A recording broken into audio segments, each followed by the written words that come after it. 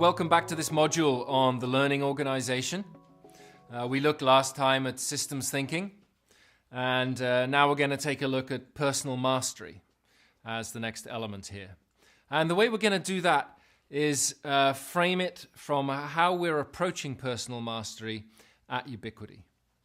Now, the reason personal mastery is so important, we can see from the integral framework here, where personal mastery is the upper left quadrant, but it actually influences all the others. So you can see the arrows that move from the left all the way through and then down across to the right. Well, the arrow moves from the self into behavior, into culture, into systems and structures. And what's going on there is just think about how change happens or how things happen. An individual gets an idea or gets an impulse inside them in the upper left there, an impulse to do something, starts to act on that, moves to the upper right. The behavior changes. That behavior starts to influence and impact others. So it begins to build a culture around the new ideas. And then as that culture builds, people start to organize and create systems and structures to reflect that culture. But where does it start? It starts at the inner impulse of the individual who has this idea for something new. So quite literally, the inner state of us as individuals, what's going on inside of us, the quality of our ideas, our thinking, our presence, affects the quality of what we create in the world. So that's why personal mastery is so important, because what we create out there is a direct reflection of the mastery we have over ourselves. So let's take a look at the model that we're working with here at Ubiquity. So you may have come across this already through some of your personal development modules, through the assessment that you've taken. And what we're doing is we're saying, if we take a broad approach to a person and how they engage the world, how do we cover all the bases? How do we help map out the different dimensions of ourselves that enable us to be more effective in the world? So we've broken that down into these 8 life areas: energy and vitality, relationship and connection, personal development, organization and productivity, creativity and play, community and collaboration, purpose and integrity, and interconnectedness and wholeness. So these are different areas of our lives, all of which play a role in how we show up. And then we've broken those down into different ways of engaging, modes of engagement, we would say, 4 different modes of engagement for each of those life areas. So what we're going to do is go into some detail now around each of those life areas and the modes of engagement to begin to get a sense of how do we map out personal mastery? How do we make sense of it? How do we start to give it some language and help ourselves to identify where we seem to be strong and where we might want to improve? So, starting here at the level of energy and vitality. And as we're going through these, what's an interesting exercise to do is, as I talk to them and describe the different modes of engagement, just check in with yourself in terms of, does this feel like something I'm strong on, or is this something I want to improve? Is this something I'm conscious of not really paying much attention to? Or am I not even conscious of the fact that I'm ignoring it? Or am I totally comfortable or happy with this? So as I talk them through, do a kind of self-assessment in terms of, how do I feel about this one? Am I right on here, or is this something that needs some attention? And you can make some notes to yourself in your journal around how you feel you relate to these different modes of engagement. So starting here, this foundational level of energy and vitality. Down in the lower left there, the sensitive self-awareness, having the ability to be aware of your own thoughts, feelings, senses, bodily sensations in the moment. So that's really, as you're leading your life, you're not just with your attention outside of yourself on what's going on around you, but you're conscious all the time of how you are responding and reacting to that environment. So that level of self-awareness. The next one is energetic vitality. So the ability to feel energized at any moment in time. So how are you keeping your energy together? How are you keeping yourself awake and engaged? How do you keep yourself vital and full of life in the very challenging times often that we're in right now? The third one here, powerful engagement. The ability to take assertive action and give it your all, even when challenging or difficult situations arise. So how do you gather your force, your direction, your energy to really make an impact when action is called for, that you can show up, step into it, and really make a difference at that moment in time? And then the final one in this life area, easeful relaxation. The ability to step back, to rest, to relax, and to give yourself what you need to feel restored. So combined with, on the one hand here, our vitality and our ability to engage, how do we know when it's time to rest? Are you able to take that time to find what it is that you need to recharge yourself so that you're available when needed? Moving on to the second life area here around relationship and connection. The first mode of engagement we're calling passionate seeking. So that's the ability to sense your own physical, emotional, mental needs and to reach out to them for help. So when you feel that there's something you need, are you able to ask for it? Are you able to get a sense of, okay, this is what I feel I'm lacking at the moment that I really need help with? And can you reach out to your community or your family or your friends and ask for the help that you need at that time? The second mode of engagement here, joyful connection. The ability to deeply connect and be close with others in a way that is mutually nourishing and brings genuine good feelings and joy. So are you able to be in relationships with people which feel light and connected at the same time, which feel joyful, where both of you are fed by the relationship? You can be close to somebody, you're not losing your own energy in the relationship, but you are nourished through the relationship, and the other is as well. The third mode of engagement here, confident self-worth. So the ability to value and honor who you are, to be able to hold and maintain your own sense of identity and value as you engage with others. And the clearer you are on your own identity, what you have to offer and why you're here, the clearer and more nourishing the relationship will be with others. So it's that feels like a polarity sometimes between being able to, stand for who I am and feel my own identity and be in a nourishing relationship with others. But actually, the clearer we are about ourselves, the more energy can flow in the relationship, because you're not leaning on the other in the relationship, but you're there in a mature exchange of energy and value with each other. So the fourth, respectful differentiation. So as you're in relationship, the ability to be clear on what's yours and what's the other's. The ability to be able to say no when you want to say no. The ability to be able to differentiate between what belongs and what doesn't, and to be able to draw the boundaries when they need to be drawn. So again, relationship not just in a sense of always being in that sense of connection, but being clear on the identity of each other, so that the relationship is clear and we're able to have a mutually beneficial exchange. The third life area here, personal development. So focusing on our individual development in life.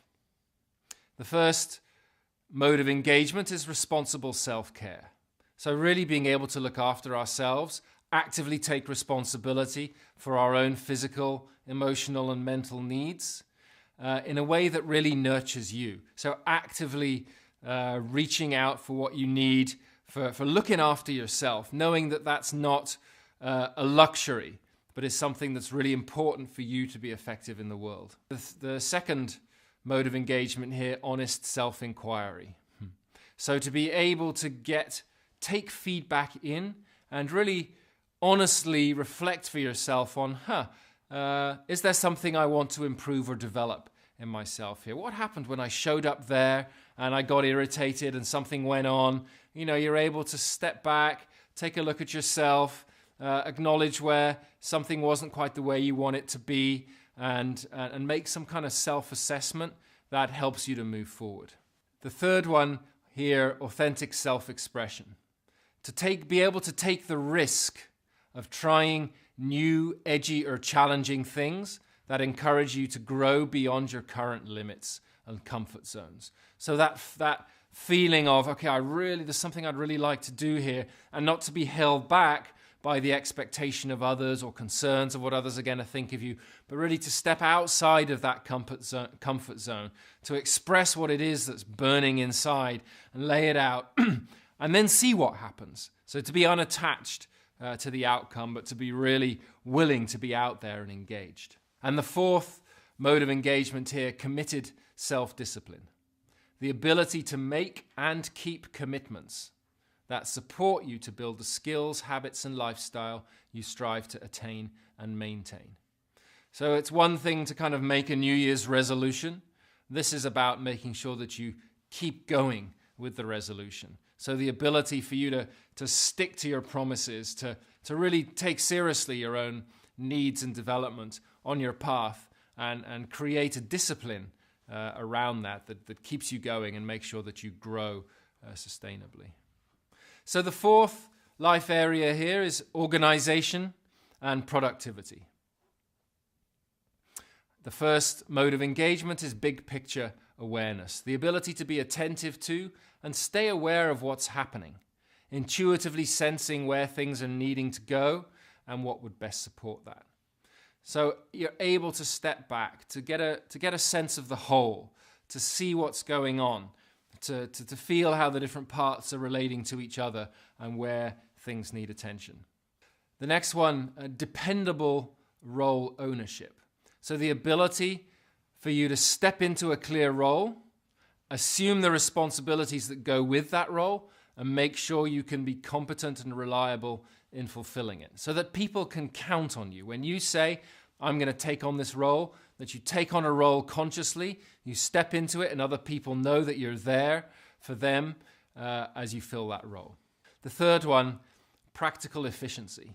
So a very down-to-earth mode of engagement, the ability to effectively plan, organize, manage your time, take actions to reach your goals. So really learning how to turn your intentions into action, move your way forward in a very organized way, and make sure that you fulfill on the commitments that you've made, but in a very practical, hands-on manner. And the fourth one here, helpful cooperation. So the ability for you to contribute your time, skills, knowledge to others in a flexible way, being of service for what's asked for. So this enables you to really be available for others, to be available to help without any conditions attached. So as we look at these again, we're checking in with ourselves from, okay, where am I strong here? Where do I feel I need attention? You'll notice polarities being set up. Helpful cooperation is different in a way to the role ownership. The stepping into my role is one of the things, but that's very complementary to cooperation, because from that place of strength, you can go and support others. So we're about halfway through this piece on personal mastery. We've covered 4 of the 8 life areas and 16 of the modes of engagement. There's a lot to take in, so take your time. If you need to pause the video at some point to take it in, that's fine. And don't forget, as you're going through and I'm describing the different elements, to track for yourself which ones do you feel closest to, which ones feel a bit further away, and do a kind of self-assessment of your relationship to these. So as we move into the 5th life area, creativity and play, the first mode of engagement here is creative inspiration. So that's our ability to allow the given elements in a certain situation to cross-pollinate with each other and to generate fresh ideas and insights. So we're in a context and there's all sorts of stuff going on, and how are we able to allow what's happening to give us new ideas, to allow new things to emerge in that context. The second mode of engagement here is that of visionary imagination. So our ability to imagine a wide, rich range of future possibilities, consider various hypotheses and potential opportunities. So to be playing with ideas in our minds, to be open to many different options and seeing what might be possible. The third one is playful experimentation. So to give yourself over to exploring and trying different things out.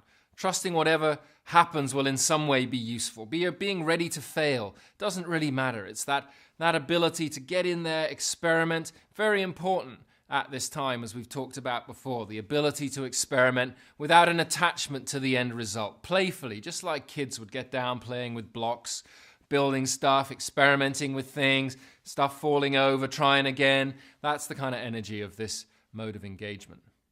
And the fourth and final one here in the creativity and play life area is enterprising implementation. So as you find a new idea or land on something, to be able to see it through in a concrete way. So to be able to take your idea and take it from concept all the way through into manifestation. So there's a discipline to it. There's an enterprise to it. To really give something form, to go from your idea into realization. That's this mode of engagement. So we move on to the sixth life area, community and collaboration. Much more focused on relationship, this one. So the first mode of engagement is that of empathic understanding. Our ability to cultivate curiosity and understanding, empathy for people and situations, and be able to appreciate different perspectives. So really to be able to put ourselves in the shoes of others, to feel how they might feel in that situation, and to appreciate that perspective that they're holding. The second mode of engagement here is caring support. To be able to build and also maintain nurturing friendships, connections to our community, where we know that we can be counted on, that people are there able to care for each other. So to build a relationship that's really about caring and nurturing for each other in that context. Thirdly here, co-creative collaboration.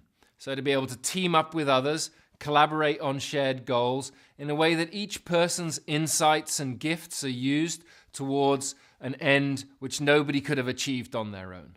And the fourth and final one in community and collaboration is inspirational, mutual empowerment. So how do you bring out the best in others? The ability to be able to see potential in somebody else and draw it out and amplify it. And help them and allow them to do the same for you as well. So the ability to be in relationship in a way that really uplifts the different partners in that relationship. So moving on to the seventh life area here around purpose and integrity. The first mode of engagement, global interconnectedness. Our ability to reach out, to learn about and develop a meaningful connection with a diverse range of the world's different cultures, events, challenges, and opportunities. So really have a global worldview where we can relate to different perspectives, we can feel into different cultural contexts, honor them and respect them for what they are. The second one here, insightful discernment. So to be able to see and take in a vast range of information, to see what's going on, but to be able to make distinctions within that information, to be able to identify what matters most, look at the deeper needs and the potential that's there. So it's a way of filtering information as it comes to us and being able to discern what the useful stuff is, what needs attention and what doesn't. The third mode of engagement, context-appropriate action. So to be able to engage the world in such a way that the way we do engage fits precisely into the context that we're coming into. So not just entering action with our own idea of what should happen, but being able to engage a certain context that we meet the people and the situation where it's at. And then the fourth mode of engagement here is sustainable stewardship. So our ability to monitor, safeguard, and manage natural resources and the evolving needs of systems in a way that supports them to be resilient and to thrive amidst the ongoing challenges. So how we notice and take care of the resources that are either available, for example, in nature, or the resources in our communities in such a way that they sustain each other, that we don't extract more than can be naturally replenished as we work with these resources in our natural environment and our social contexts. So the final life area, interconnectedness and wholeness. And the first mode of engagement is transcendent awareness.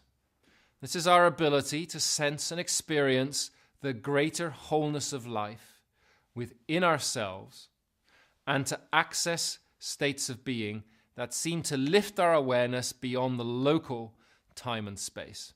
So to be able to feel in ourselves the bigger context of life outside of the current situation that we're in. The second mode of engagement here is warm-hearted compassion. Our ability to be filled with awe and gratitude for the beauty, mystery, and deep interconnectedness of life. Embrace things with love and compassion and an open-hearted awareness. So where the first one here was more about sensing the bigger picture, this one's much more about feeling it, feeling the extraordinary nature of the interconnectedness of all life, feeling the gratitude for that reality. Third one here, peaceful equanimity. The ability to let go of anything that no longer serves and humbly devote oneself moment to moment to that which appears to serve the greatest or highest good. So, in the present moment, to be able to release all our expectations of what might be needed now and to be completely present with what really is needed in the moment and engage in a way that serves the present time and place. And finally here, life-enhancing presence. So our ability to show up with a full and radiant quality of being and to trust in the power of that presence to have a positive impact on others and our surroundings. So this is very much about the quality of being that one brings to any situation. That doesn't involve any doing, but purely involves how you show up, the quality that you bring to that moment, and trust that it's just through the quality of that presence that the appropriate shift will happen. So that covers all the life areas and the modes of engagement that we are using as a holistic framework for personal mastery within Ubiquity. And that will be part of your personal development track as you take the personal development assessments and work on the modules. And that is a key part of a learning organization. Being conscious of ourselves, knowing where our strengths are, knowing where we need support, being able to ask for that support, and being conscious of how we as individuals relate to the organizational context that we're operating in. So you now have the chance to move into the integration task to help you process what's been a lot of information, to get a hold of it, feel how it really relates to you, take a position on some things, and after you've had a chance to do that, we'll come back for session 3.